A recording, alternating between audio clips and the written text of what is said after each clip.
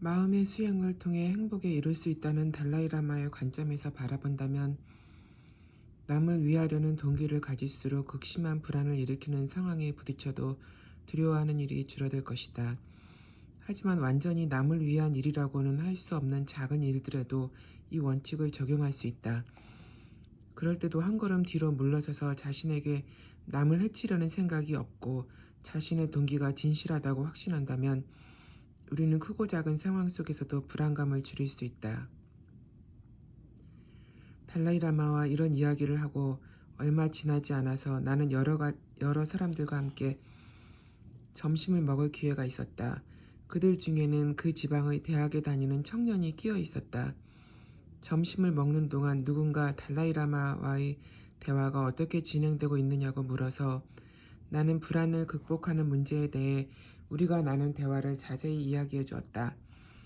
그 대학생은 진실한 동기가 불안을 치료하는 수단이 된다는 내 말에 조용히 귀를 기울이더니 자신의 고민을 털어놓았다.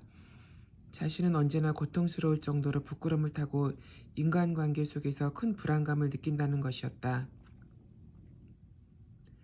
청년은 어떻게 하면 자신의 불안을 극복하는데 이 방법을 쓸 수 있을지 궁리하는 표정을 지으며 이렇게 말했다.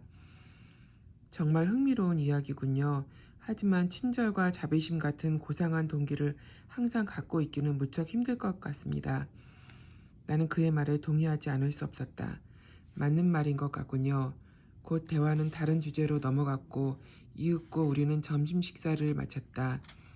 다음 주에 나는 같은 음식점에서 그 대학생과 우연히 마주쳤다.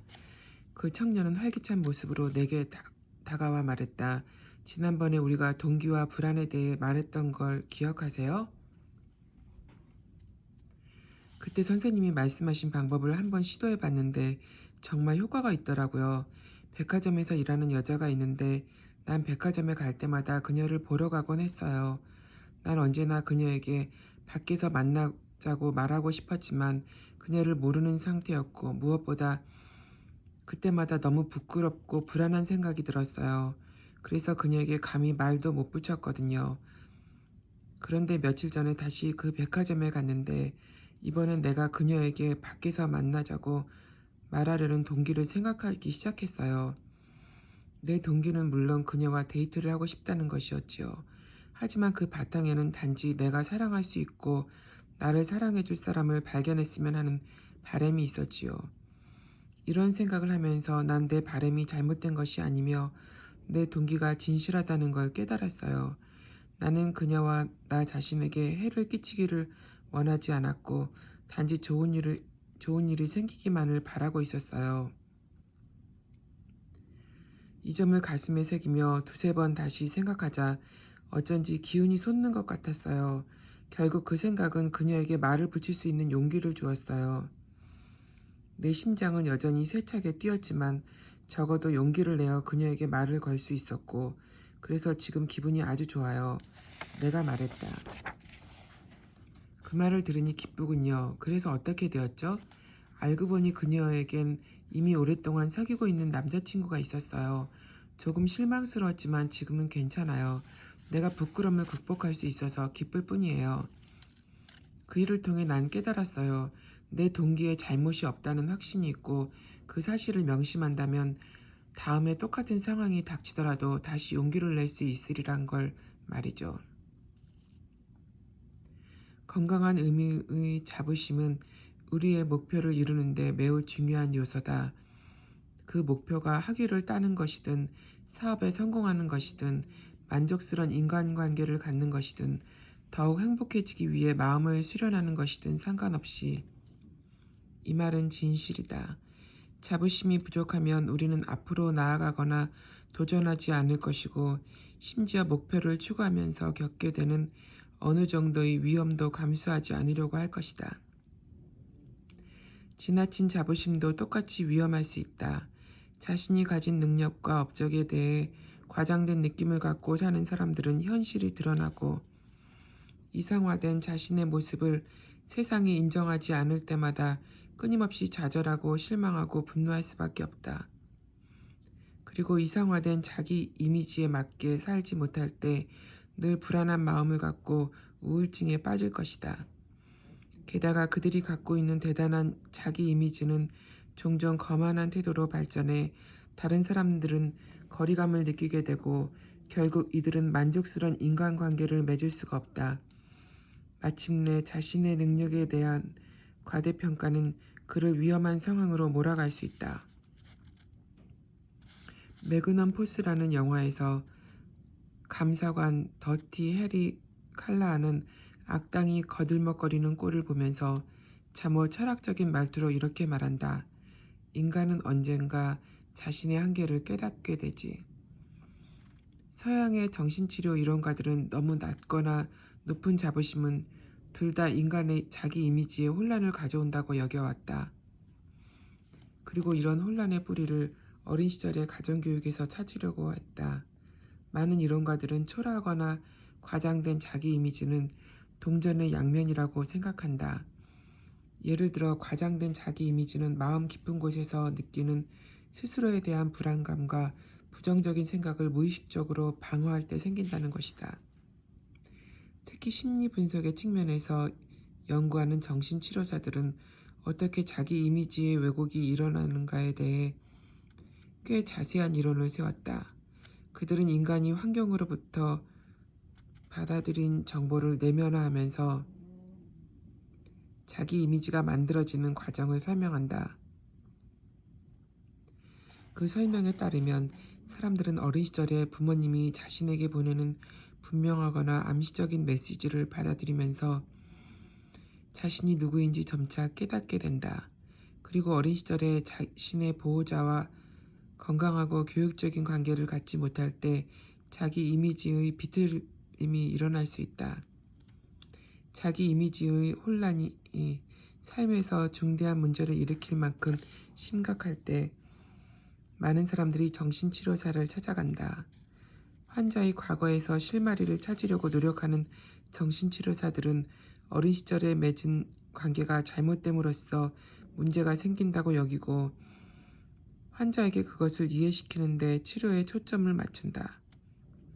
그리고 환자가 부정적인 자기 이미지를 점차 고쳐나갈 수 있도록 적절한 정보를 제공하고 치료 환경을 만든다. 반면에 달라이라마는 누가 화살을 쏘았는가를 생각하며 시간을 보내기보다는 화살을 뽑는 데 집중한다. 다시 말해 그는 왜 사람들이 너무 낮거나 지나친 자부심을 갖는가를 생각하는 대신 이런 부정적인 마음의 상태와 직접 싸우는 방법을 이야기한다. 최근 수십 년 동안 인간의 자아에 대한 것은 심리학 분야에서 사람들이 가장 많이 연구한 주제 중 하나였다. 자아의 시대인 1980년대에는 학자들이 매년 수천 편의 논문을 쏟아놓으며 자존심과 자부심에 관련된 주제를 연구했다. 이런 생각을 하면서 달라이라마에게 그 주제에 대해 이야기를 꺼냈다. 우리가 나눈 대화 중에서 당신은 겸허함을 긍정적인 것으로 이야기하면서 그것이 어떻게 인내와 관용을 키우는 일과 관계가 있는지 말했습니다. 서양의 심리학과 문화는 대개 높은 자존심과 자부심 같은 성격을 키우는 것엔 관심이 있지만 겸허함에 대해선 별로 신경을 안 쓰는 것 같습니다. 사실 서양에선 자부심을 매우 중요하게 생각합니다. 그래서 난 당신에게 이런 질문을 하고 싶습니다. 서양인들이 이따금 자부심을 너무 강조하고 자기 자신에 너무 몰두해 있다고 생각지 않습니까? 달라이라마가 대답했다. 반드시 그런 것은 아닙니다. 물론 그것이 아주 복잡한 문제이긴 하지만 말입니다. 예를 들어 위대한 영적인 수행자는 모든 생명 가진 존재에게 영원한 행복을 주기 위해 자신의 부정적인 감정을 완전히 제거하겠다고 굳게 맹세한 사람들입니다. 그들은 그런 기대감과 열망을 갖고 있습니다. 그리고 그런 결심을 하려면 엄청난 자부심이 필요합니다. 이 자부심은 매우 중요한 역할을 할 수 있습니다. 왜냐하면 자부심은 위대한 목표를 이루는데 필요한 대담한 마음을 갖게 해주기 때문입니다. 어느 면에서 그것은 거만한 거만함처럼 보일 수도 있습니다. 비록 부정적인 모습의 거만함은 아니지만 말입니다. 수행자들이 이런 태도를 갖는 데는 타당한 근거가 있습니다. 따라서 난 수행자들을 매우 용감한 사람들로 생각하곤 합니다. 난 그들을 영웅으로 여깁니다. 내가 그의 말을 인정하며 말했다. 위대한 영적 스승들은 겉으로 거만하게 보일지라도 사실은 자부심과 용기를 가진 사람들일지도 모릅니다. 하지만 보통 사람들이 생활하는 일상적인 환경에서는 그와 반대되는 일이 일어날 가능성이 높습니다. 다시 말해 강한 자부심이나 지나친 자존심을 가진 것처럼 보이는 사람들이 실제로 거만한 사람들일 수가 있습니다. 불교에서 거만함은 근본적으로 고통을 주는 감정의 하나라고 난 알고 있습니다. 실제로 어느 불교 종파의 경전에서 7가지 서로 다른 거만함에 대해 설명하는 것을 읽은 적도 있습니다. 이처럼 거만한 마음을 피하거나 버리는 것은 매우 중요한 일입니다. 하지만 강한 자부심을 갖는 것 또한 매우 중요합니다. 때로는 이 두 마음을 구분하기가 매우 애매한 경우도 있습니다. 당신에게 묻고 싶습니다. 2가지 마음을 구별하는 방법과 거만함을 줄이고 자부심을 키울 수 있는 방법은 무엇일까요? 때로는 자부심과 자만심을 구별하는 것이 무척 어렵습니다. 달라이 라마는 그렇게 전제하고 나서 말했다. 두 마음을 구별하는 한 가지 방법은 그 마음이 건강한지 아닌지 판단하는 것입니다. 우리는 건강한 마음과 타당한 이유를 갖고서 다른 사람에게 우월감을 가질 수 있습니다. 그것은 증명될 수 있고 정당화될 수 있는 우월감입니다. 또한 완전히 근거가 없는 부풀려진 자기평가가 있을 수 있습니다. 그것은 거만한 마음일 것입니다. 따라서 겉으로 드러나는 모습으로는 두 마음이 똑같아 보이지만 사실은 다른 것입니다. 내가 말했다. 하지만 거만한 사람은 언제나 자신이 그럴 만한 이유를 갖고 있다고 생각합니다. 달라이 라마가 내 말을 인정하며 말했다. 맞습니다. 옳은 말입니다. 내가 물었다. 그렇다면 어떻게 두 마음을 구별할 수 있을까요? 때로 그것은 자기 자신이나 제3자의 시각으로 돌아보았을 때 판단할 수 있다고 생각합니다. 달라이 라마는 잠시 말을 멈추고 한마디 농담을 던졌다. 그것이 지나친 자부심, 즉 거만함인지 아닌지 알기 위해선 법원까지 가야 할지도 모릅니다. 그는 잠시 웃고 나서 계속 말을 이어나갔다. 자만심과 정당한 자부심을 구별하기 위해 우리는 그 사람의 태도가 가져올 결과에 대해 생각할 수 있습니다. 거만한 태도는 대개 부정적인 결과를 가져오는 반면에 건강한 자부심은 긍정적인 결과에 이릅니다.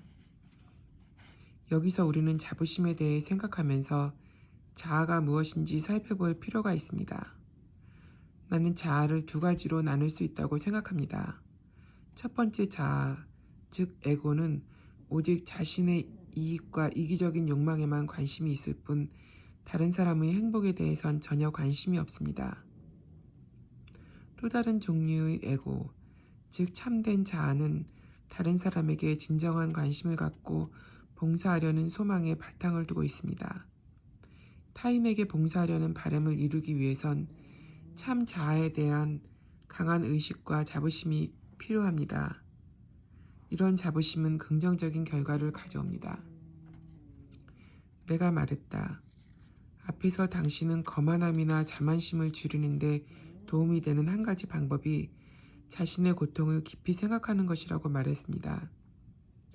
물론 자만심을 단점으로 인정하고 극복하려고 할 때 말입니다. 그것은 우리가 겪을 수밖에 없고 또 겪기 쉬운 고통들을 줄곧 생각하는 일이었습니다. 이처럼 자신의 고통을 깊이 생각하는 것 외에 자만심을 치료하는 또 다른 방법이 있을까요?